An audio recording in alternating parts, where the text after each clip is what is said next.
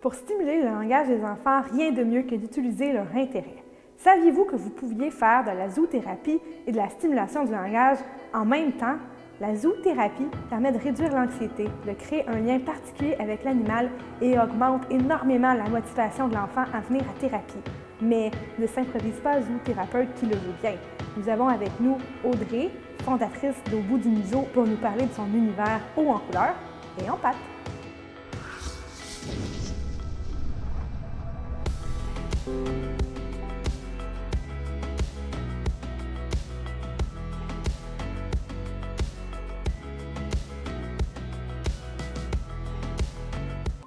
Bonjour, je m'appelle Audrey Desrosiers, zoothérapeute spécialisée en langage depuis 10 ans. Donc, ce que c'est la zoothérapie, en fait, pour bien saisir l'implication, je dirais, c'est plus facile si on dit thérapie assistée par l'animal. L'animal, en fait, devient un motivateur pour l'enfant. Et les animaux, en fait, donnent envie de faire.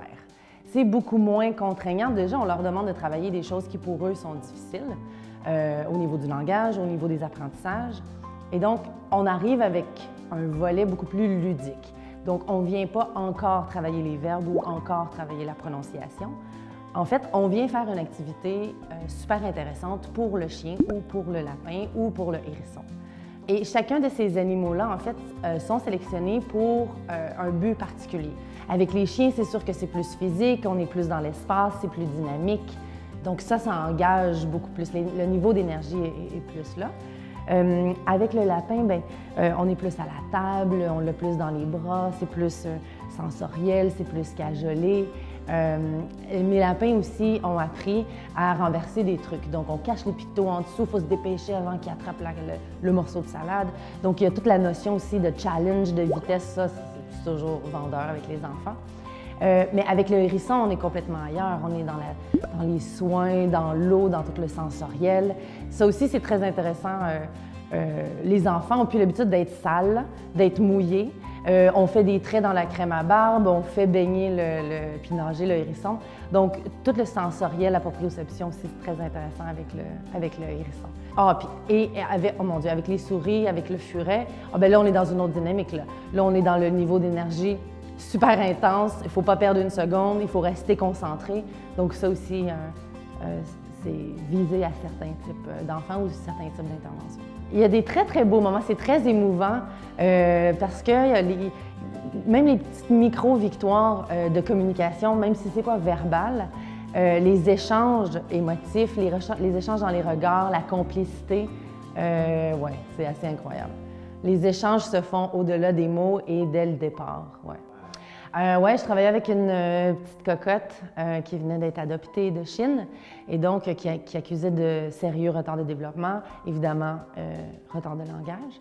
Et elle a refusé de toucher au chien les 4 premiers mois. Donc, du coup, j'ai été obligée de faire les interventions avec papa et maman, assis par terre avec moi, et la petite qui observe. Et finalement, elle s'est mise à émettre des sons.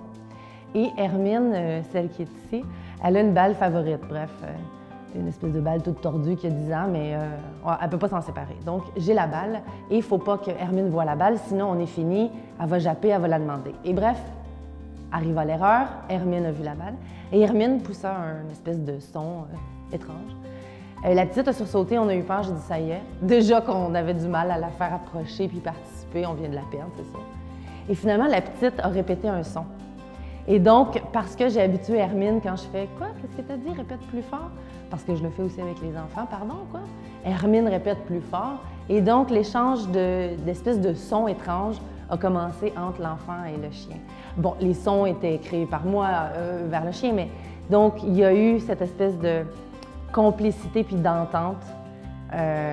Et donc, finalement, on a fini par intégrer la petite dans nos échanges et finalement, on a fait des interventions incroyables avec la petite après.